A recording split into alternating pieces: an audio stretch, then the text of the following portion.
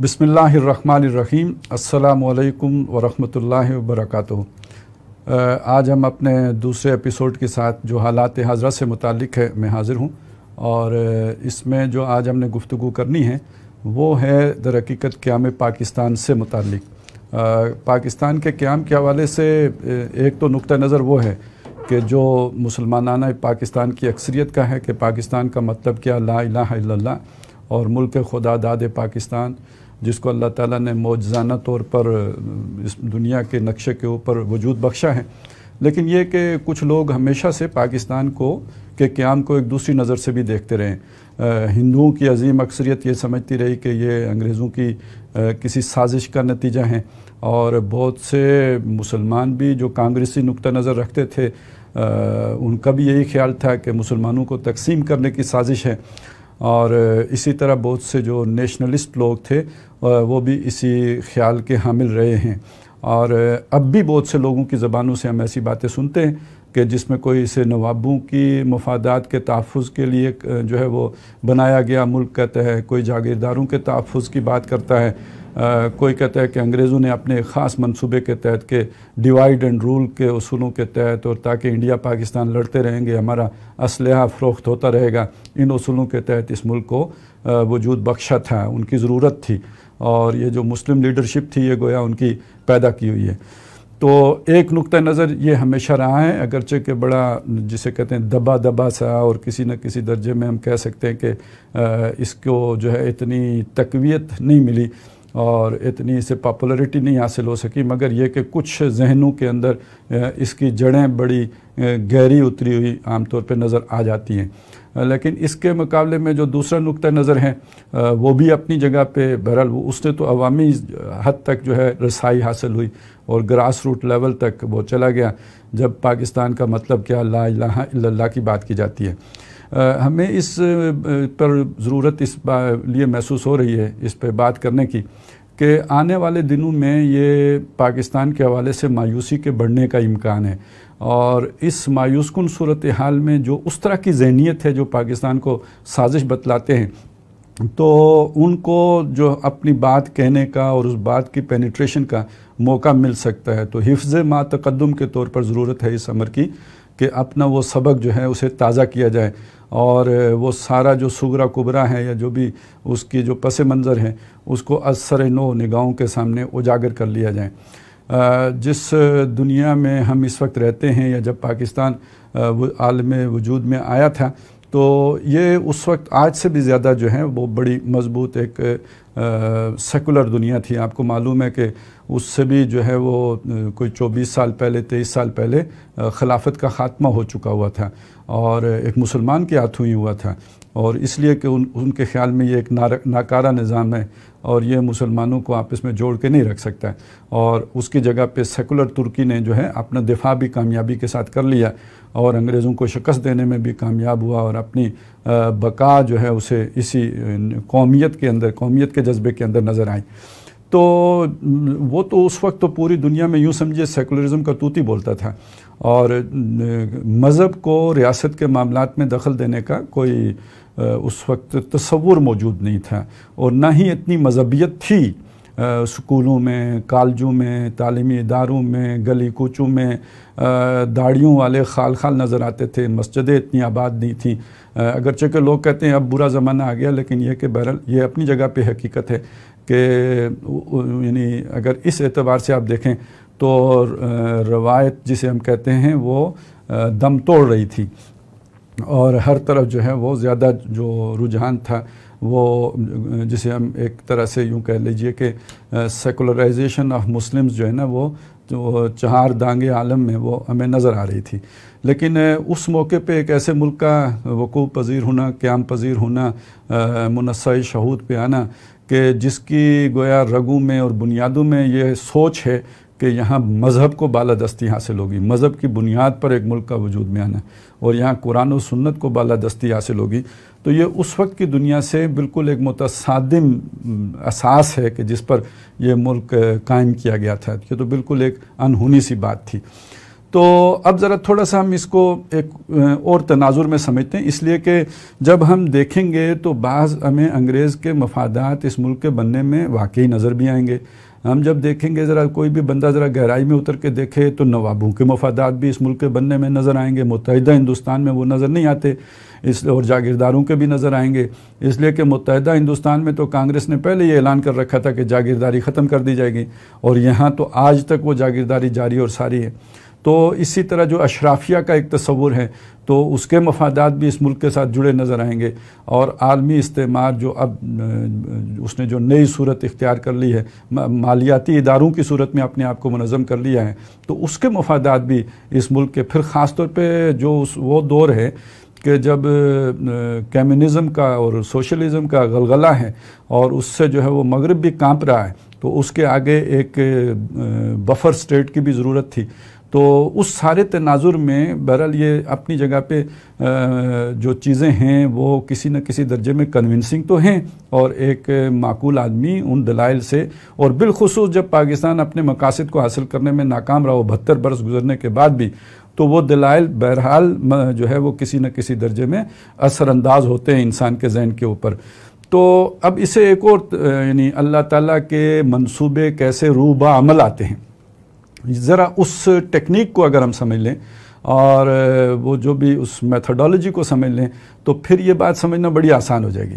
تو ایک بات ہے ہمارے ہاں بڑی مشہور ہے کہ اللہ تعالیٰ اپنے دین کا کام فاسق و فاجر سے بھی لے لیتا ہے، وہ ضروری نہیں ہوتا کہ اللہ تعالیٰ کسی نیک ولی اور متقی و متدین آدمی سے دین کا کام لے، وہ کسی برے آدمی سے بھی لے سکتا ہے۔ اب اس کو ذرا ذہن میں رکھتے ہوئے میں آپ کے سامنے ایک کہانی، بس اس کا ایک جو ہے نا وہ اس کا تعارف کرا دوں گا، وہ کہانی سے تو آپ واقف ہی ہیں۔ سورہ یوسف ہے قرآن مجید میں، کہانی بالکل اتھینٹک ہے، احسن القصص ہے، اور اس میں ہم دیکھتے ہیں کہ اللہ تعالیٰ نے ایک منصوبہ بنایا، اللہ کا ایک گریٹر پلان تھا اس وقت کے اعتبار سے کہ یوسف کو علیہ السلام مصر لے جا کر جو تعویل الاحادیث کا جو ہے تعویل الاحادیث کا علم سکھانا ہے۔ یہ مصر کے علاوہ نہیں سیکھا جا سکتے، دنیا کی باتوں کی گہرائی حاصل کرنا ہے۔ یہ سمجھے جو اس وقت کی ڈپلومیسی ہے یا جو بھی ایک دنیا میں جو اس وقت عملی سیاست کی جو حکمتیں ہیں وہ سکھانی ہیں، تو یہ تو دنیا کے کسی تہذیب کے گہوارے ہی میں لے جا کے ممکن تھا، لہٰذا حضرت یوسف علیہ السلام کو مصر لے جانے کا اللہ تعالیٰ کا پروگرام بن گیا اور ارادہ ہو گیا۔ اب وہ ارادہ روبہ عمل کیسے آیا؟ آپ نے دیکھا کہ بھائیوں کو یوسف علیہ السلام سے کچھ شکایتیں ہوئیں اور انہوں نے فیصلہ کیا کہ ان کو جا کے غار میں ڈال دینا ہے، تو بھائی اپنی وجہ سے اپنی غرض کے لیے یوسف کو کنویں میں ڈال رہے ہیں۔ اچھا، اس کے بعد ایک قافلہ آتا ہے، ان کو یوسف ملتے ہیں، تو وہ کوئی اللہ کے منصوبے پر عمل کرنے کے لیے یوسف کو مصر لے کے نہیں جاتے ہیں، وہ اپنی لالچ میں ان کو مصر لے کے جاتے ہیں۔ مصر میں ان کو عزیز مصر خرید لیتا ہے، تو وہ کیوں خریدتا ہے؟ وہ بھی اپنی لالچ میں کہ یا تو اسے نفع لے کے بیچ دیں گے، یا اگر اچھا نکلا تو ہم اسے گھر میں بیٹا ہی بنا لیں گے۔ تو آپ یہ جتنے بھی کردار نظر آ رہے ہیں، یہ سارے کردار اپنے اپنے مقاصد کے لیے وہ کام کر رہے ہیں، ان میں سے کسی کے پیش نظر رضا الہی کا حصول نہیں ہے یا عبادت اور اطاعت خداوندی کا جذبہ نہیں ہے۔ لیکن اگر آپ غور کریں تو کس کے منصوبے پر عمل جو ہے وہ پایہ تکمیل کو پہنچا رہے ہیں؟ یہ اللہ کا منصوبہ تھا کہ یوسف کو مصر پہنچانا ہے، اور یہ تمام حضرات اپنی اپنی سوچوں کے تحت، اپنے اپنے مفادات کو سامنے رکھتے ہوئے، اپنی اپنی اغراض کے تحت کام وہی کر رہے ہیں کہ جو اللہ تعالیٰ کو چاہیے تھا یا درکار تھا یا مطلوب تھا یا مقصود تھا۔ اب اس کو ادھر ہم اپلائی کر لیں کہ بالفرض اللہ تعالیٰ کو ایک ایسا ملک درکار تھا کہ جو واقعتاً، اب یہ لفظ تو زبان پہ لاتے ہوئے بھی تھوڑا سا ہچکچاہٹ سی ہوتی ہے، لیکن یہ کہ بہرحال چلیں یعنی مدینہ ثانی ثابت ہو، چلیں ریاست مدینہ کو ایک طرف رکھ دیجئے، جو مدینہ ثانی ثابت ہو اور اس دنیا میں اللہ کے دین کی وہ اصل تعلیمات جو محمد رسول اللہ صلی اللہ علیہ وسلم لے کے آئے تھے، اور جن کو خود مسلمانوں نے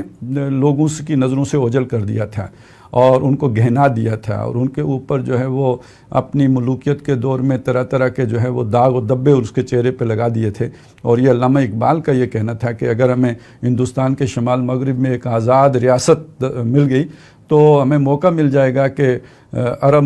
ملوکیت کے دور میں اسلام کے چہرے کے اوپر جو بدنما داغ و دبے پڑ گئے تھے وہ ہٹا کر اصل اسلام دنیا کو دکھا سکیں۔ تو اب اللہ تعالیٰ کا اپنا ایک منصوبہ ہے کہ دنیا کے سامنے اصل اسلام آئے۔ اللہ صرف ہم مسلمانوں کا رب نہیں ہے، وہ رب الناس ہے، اور اس نے یہ قرآن مجید صرف ہمارے لیے نہیں اتارا، یہ ہدی للناس ہے، اور محمد رسول اللہ صلی اللہ علیہ وسلم بھی رحمت للعالمین ہے۔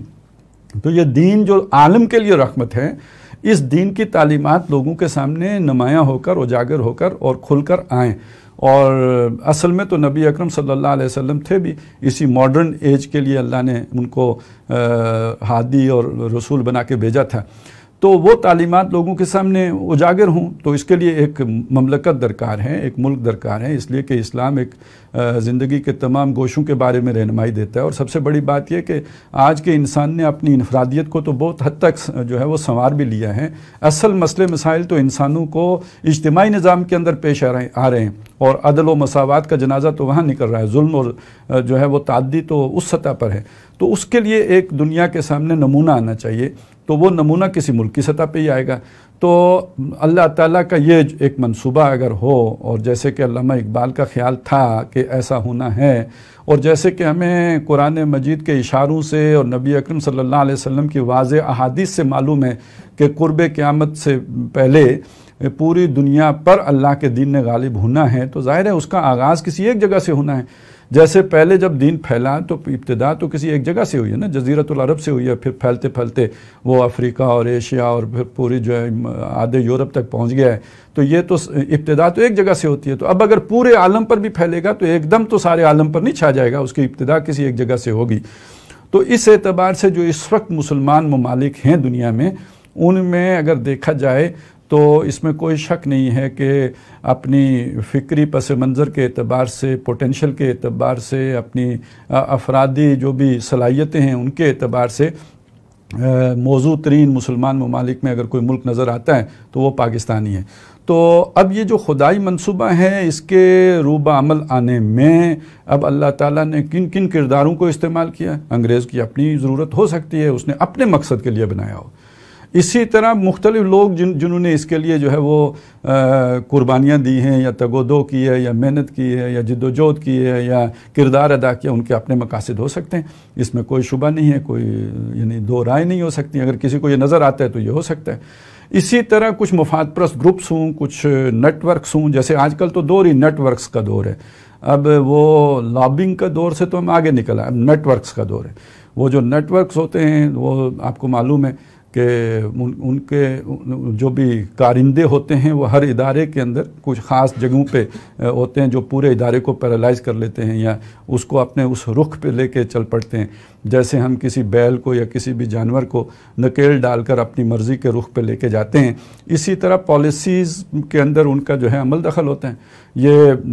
ہوتے ہیں جیسے لوکل سطح پہ ہمیں معلوم ہے کچھ لوگ اپنی فائلوں کو پہیے لگا لیتے ہیں، تو اسی طرح عالمی سطح پہ بھی نیٹ ورکس ہیں جو ایک خاص رخ پہ جو ہے وہ کسی بھی ملک کی پالیسیوں کو لے جانے کی صلاحیت رکھتے ہوتے ہیں، اور اس کے لیے بائی ہک اور بائی کروک ہر طریقہ وہ اختیار کرنے کے لیے تیار ہوتے ہیں،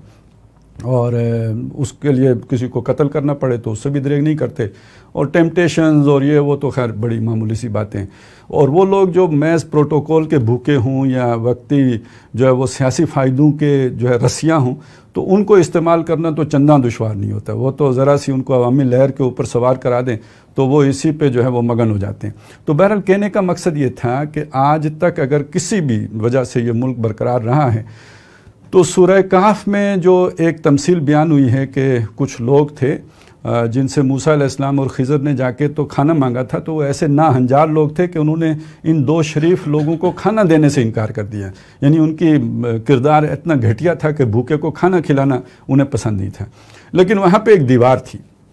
اور ان کی وہ دیوار جو خضر تھے انہوں نے بغیر کسی اجرت لیے وہ دیوار کھڑی کر دی، سیدھی کر دی، وہ گرا چاہتی تھی اسے سیدھا کر دیا۔ تو اس اعتبار سے اگر ہم دیکھیں تو ہمارا یہ ملک کئی دفعہ گرا چاہتا ہے، جیسے اب پھر بھی حالات بڑے ڈماڈول ہیں، اور سچی بات تو یہ ہے کہ اگر آپ پیچھے تاریخ کا مشاہدہ کریں، مطالعہ کریں، تو مطلب 71 میں بھی اس کے سروائیول کے کوئی چانسز باقی نہیں تھے۔ یہ خدائی منصوبہ تھا جس کے تحت یہ بچ گیا ہے۔ تو بہرحال یہاں پہ لڑکتے لڑکھڑاتے یہاں تک پہنچ گیا ہے جہاں تک ہم پہنچیں، اور اب پھر کچھ وہ ایک کیفیت ایسی ہے کہ لگتا یہ ہے کہ کوئی آگے کھائی ہے، اور پھر کوئی سانیہ جو ہے وہ پر تول رہا ہے، اور جو ہے وہ کوئی کھچڑی ہے جو پک رہی ہے، جیسے 71 کے واقعات ہوئے تھے۔ تو اللہ تعالیٰ محفوظ رکھے، لیکن اسی لیے یہ باتیں آج سمجھنا ضروری بھی ہیں۔ تو یہ خدائی منصوبہ جو ہے وہ چلتا رہا، جیسے وہ دیوار اللہ تعالیٰ سیدھی کرتے رہے، تو اس لیے کہ کوئی یتیم 2 لڑکے تھے جن کا خزانہ جو ہے ان کے باپ نے اس دیوار کے نیچے دبایا تھا۔ یہ جو پاکستان ہے اس کے پیچھے بھی ملت اسلامیہ کا، یہ صرف پاکستانی قوم کی بات نہیں ہو رہی، ملت اسلامیہ کی بات ہو رہی ہے، اس کا ایک خزانہ ہے کہ جو علمی خزانہ ہے، فکری خزانہ ہے، اور جس کے بننے میں ہندوستان کے بڑے بڑے جید شخصیات کی 400 سالہ محنت ہے، مجدد الف ثانی سے لے کر شاہ ولی اللہ سے ہوتے ہوئے شاہ اسماعیل شہید اور سید احمد شہید، اور پھر اس سے آگے جو ہے وہ شیخ الہند اور ابوالکلام آزاد اور علامہ اقبال اور مولانا مودودی، اور پھر اسی طرح تحریک تبلیغی جماعت، اور یہ ساری جو محنتیں ہوئی ہیں، اس کا جو لب لباب ہے یا اس کا جو ایسنس ہے وہ در حقیقت اسی کا نام پاکستان ہے۔ پاکستان کا مطلب کیا؟ لا الہ الا اللہ۔ اس کے پیچھے یہ ساری سوچ کار فرما ہے، اور اسی میں آپ اگر جو 1924 میں خلافت ختم ہوئی تھی اور اس کی بڑی بھرپور ایک تحریک بر عظیم پاک و ہند میں چلی تھی، تو اس سے جو ذہن سازی ہوئی تھی تو وہ سارا جذبہ بھی اس تحریک پاکستان کے اندر جو ہے وہ شامل تھا، تب یہ ممکن ہوا کہ اتنی جلدی جو ہے یہ ایک ملک وجود میں آ جائے اور اسے آزادی حاصل ہو جائے۔ تو یہ وہ اصل سرمایہ ہے مسلمانوں کا کہ جو نظریہ پاکستان کے عنوان کے تحت پاکستان کی رگوں میں، یا یوں کہہ لیجئے اس کی بنیادوں میں جو ہے وہ موجود ہے، یا مدفون ہے اب کہہ لیجئے، کیونکہ وہ روبہ عمل تو نہیں آیا۔ تو اب اگر فرض کریں دیوار کے لیے کچھ خطرات پیدا ہو گئے ہیں تو اس میں بھی کوئی مایوسی کی بات نہیں ہے، اس میں یقیناً اللہ تعالیٰ نے یہ موقع تبھی آنا ہے کہ وہ جب اس کے سنبھالنے والے، اس کے امین ہاتھ جو ہے وہ توانا ہو چکے ہوں اور وہ اپنی پوری شدت کو یا جوانی کو پہنچ چکے ہوں، تو شاید اب وہ قوم اس سطح تک اس کا شعور پہنچ چکا ہو، اس لیے اب یہ یہاں تک اللہ نے سفر کرایا۔ تو آج اگر کوئی مایوس کن حالات پیدا ہوئے ہیں تو یہ ساری بات کرنے کا مقصد یہ ہے، اور وقتی طور پر اس مایوسی میں اور بھی شدت آ جائے اور حادثات بھی کوئی پے بپے ہمیں نظر آ رہے ہوں، تو پھر بھی ہمیں یہ منزل نہیں نگاہوں سے اوجھل ہونے دینی چاہیے کہ اللہ کے منصوبے میں بہرحال یہ بات شامل ہے کہ یہ دنیا جو ہمارے سامنے ہے اس پر اللہ کا دین غالب ہو، اور اس بات کا بڑا امکان ہے کہ اس کا آغاز جو ہے اس خطے سے، اور خاص طور پر اس خطے کے اس ملک سے جسے اللہ تعالیٰ نے پاکستان کا نام دیا ہے، اس سے جو ہے وہ ہم نے اس کا ظاہر ہے جو نام تو انسانوں نے ہی رکھا ہے، لیکن یہ کہ زبان خلق کو نکارہ خدا سمجھو، اس اعتبار سے یہ نام بھی گویا ہم اسے منسوب کر سکتے ہیں اس طرف۔ اسی لیے بعض لوگ اس کو یعنی طیبہ کا ترجمہ قرار دیتے ہیں، جیسے مدینہ طیبہ تھا۔ تو بہرحال ایک ملک ہے جو ایک خاص مقصد کے لیے حاصل کیا گیا، تو ایک امید بہرحال ہر حال میں اس سے قائم رکھنی چاہیے۔ اب مجھے تھوڑی سی جو بات کرنی ہے یہ جو فوری مایوسی آ رہی ہے اس کے اعتبار سے، اور وہ مایوسی در حقیقت ان لوگوں کو ہے یا ہونی ہے کہ جن لوگوں نے تحریک انصاف سے امیدیں باندھی تھیں، یا وہ یوتھ جس کو لوگوں نے پھر ان کی جنون کی وجہ سے خاص عنوان بھی دے دیا اور اسے گالی بنا کے رکھ دیا، تو ان پر ابھی شدید مایوسی کا دور آنے والا ہے۔ تو پہلی بات تو میں یہ عرض کرنا چاہوں گا کہ ہمیشہ انقلاب یا تبدیلی یا اصلاح جو ہوتی ہے وہ نوجوانوں ہی کے ذریعے سے ہوتی ہے۔ کسی بھی قوم کا اصل پوٹینشل اس کے نوجوان ہوتے ہیں، اور یہ جن نیٹ ورکس کی میں نے بات کی تھی، وہ جو دنیا جو عالمی گلوبل جو ایک تہذیب یا سویلائزیشن تھی، اس کے لیے پاکستان ایک پوٹینشل تھریٹ کی حیثیت رکھتا تھا۔ اس نے اپنے ان نیٹ ورکس کے ذریعے سے یہاں پہ ہمیشہ ایسی شخصیات کو نمایاں کیا ہے۔ وہ شخصیات خاک مخصوص گملوں میں اگی ہوں یا تیار کی گئی ہوں ان کی نرسری، یا یہ کہ وہ شخصیات جو ہے وہ ایسے ہی اداروں میں جو ہے وہ پروان چڑھ کر اور پھر نمایاں ہو کر انہوں نے اقتدار کے اوپر تالے آزما کی انداز میں قبضہ کر لیا ہو۔ یہ وہ شخصیات تھیں کہ جنہوں نے اپنے وقت میں اپنی اس وقت کی یوتھ کو ایک تبدیلی جو ان کے دل کے اندر مچل رہی تھی اس کا لارا لگایا، اس کی جو ہے وہ یوں سمجھیے کہ اس کی بنیاد پہ انہیں ایکسپلائٹ کیا۔ ان میں سیاسی شخصیات بھی تھیں، فوجی شخصیات بھی تھیں۔ اور انہوں نے جو ہے وہ لوگوں کو اس طریقے سے ایک تبدیلی کی طرف یعنی اپنے ساتھ جوڑ لیا تبدیلی کی بنیاد پر، اور بڑی کرزمیٹک شخصیات بھی تھیں، یا یہ کہ ان کا یہ امیج بنایا گیا تھا۔ ان میں سے خاص طور پہ میں 3 شخصیات کا نام تو ضرور لینا چاہوں گا۔ ایک یہ کہ ہمارے جو بھٹو صاحب ہیں، ذوالفقار علی بھٹو صاحب، پھر نواز شریف صاحب ہیں، اور اب عمران خان صاحب ہیں۔ تو نواز شریف صاحب تو ذرا دھیمے رہے ہیں، لیکن یہ کہ وزیر اعظم جو گزرے ہیں بھٹو صاحب، وہ تو بڑی ڈائنامک پرسنالٹی تھی، اور انہوں نے پہلے ہی الیکشن آ کے سویپ کیا تھا، اور وہ ایک بہت ہی طاقتور شخصیت کے طور پر سامنے آئے تھے، اور اس وقت لوگوں کو ایک تبدیلی کی اور انقلاب کا ایک بھوت جو ہے وہ سوار ہوا تھا، اور بڑی تمنائیں تھیں اس کے اندر، بڑی آرزوئیں تھیں۔ کتنے غریب تھے، روٹی کپڑا مکان، اور روٹی کپڑا مکان کے ساتھ ایک انصاف اور عدل، اور وہ سوشلزم کے سارے تصورات، اور جاگیرداری کا خاتمہ، اور جو ان کی زمینیں میرے نام، تو یہ سارے چیزیں لے کے جو لوگ اٹھے تھے ان کے ساتھ، آپ سوچ سکتے ہیں کہ انہیں کس درجے میں مایوسی ہوئی ہوگی۔ تو بہرحال وہ اپنے خود بھٹو صاحب اپنی جاگیرداری کے جو بھی خول تھا اس سے کبھی باہر نہیں نکل سکے۔ نواز شریف صاحب کو اگر ہم دیکھیں گے تو یہ شروع تو انہوں نے بڑے دھیمے انداز میں کیا، اور رفتہ رفتہ جب انہیں احساس ہوا کہ میری جڑیں عوام میں مضبوط ہو گئی ہیں، تو اب انہوں نے اپنے بال و پر نکالنے شروع کیے، خود نکالنے شروع کیے، یا وہ جو میں نے نیٹ ورک کی بات کی ہے ان کو جو ہے اس پر آمادہ کیا گیا، بتایا گیا اصل لیڈر تو آپ ہیں، یہ کون لوگ ہیں جنہوں نے آپ کو جو ہے وہ ڈکٹیٹ کرنے کی پوزیشن پہ رکھا ہوا ہے۔ تو بہرحال وہ ہوتا ہے، یہ یعنی اس میدان میں اس طرح ہی ہوتا ہے، دوسرے کا کندھا استعمال کیا جاتا ہے اور پھر اس کے بعد اس کو ٹھوکر ماری جاتی ہے۔ تو دوسری شخصیت وہ تھے، اور تیسری اب عمران خان صاحب ہیں۔ اس اعتبار سے ایک بات سمجھنے کی ہے، علامہ اقبال نے ایک بڑی پیاری بات کہی ہے کہ خواب سے بیدار ہوتا ہے ذرا محکوم اگر، پھر اس کو سلا دیتی ہے حکمراں کی ساحری۔ تو بات سمجھنے کی جو ہے اصولی طور پر، بنیادی طور پر وہ یہ ہے کہ وہ جو عالمی ساحر ہیں وہ کبھی نہیں چاہتے کہ پاکستان کا جو پوٹینشیل ہے وہ ایکسپلائٹ ہو، وہ اپنے جو بھی اس کی جو صلاحیتیں ہیں وہ روح عمل آئیں، پاکستان اپنے مقاصد حاصل کرے، اور یہ جو ہے وہ ایک اپنا کردار اقوام عالم کے اندر ادا کر سکے۔ وہ اس کو بالکل اپنے ان نظریات کی وجہ سے جو پاکستان کی جڑوں میں موجود ہیں، جن کا میں پہلے ذکر کر چکا ہوں، اپنے لیے، اپنے نظام کے لیے، اپنی تہذیب کے لیے خطرہ محسوس کرتے ہیں۔ ممالک کی سطح پر پاکستان کی حیثیت اپنے نظریے کے اعتبار سے وہی ہے جو افراد کی سطح پر اسامہ بن لادن کی ہے۔ تو اس اعتبار سے پاکستان کو ایک حساب میں رکھنا ہمیشہ عالمی ایجنڈے کا یا ان نیٹ ورکس کا ایک یعنی بنیادی ہدف رہا ہے۔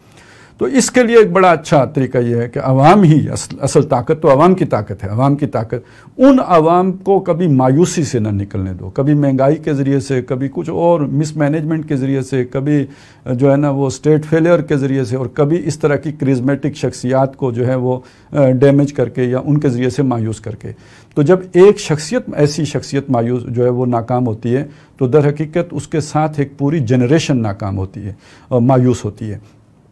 یعنی بھٹو صاحب کے ساتھ وہ پورے وہ جو جیالہ چند تو رہ گئے جو آج بھی کہتے ہیں بھٹو زندہ ہیں، لیکن یہ کہ وہ جو ایک عوامی سیلاب کا انداز تھا وہ ختم ہو گیا۔ اسی طرح ووٹ کو عزت دو، تو جب وہ نواز شریف صاحب آخری ڈیل کر کے ابھی گئے اور ان کی بیٹیاں جو ہیں وہ خاموش ہوئی ہیں، تو آپ اندازہ لگا سکتے ہیں کہ وہ جو ایک خاص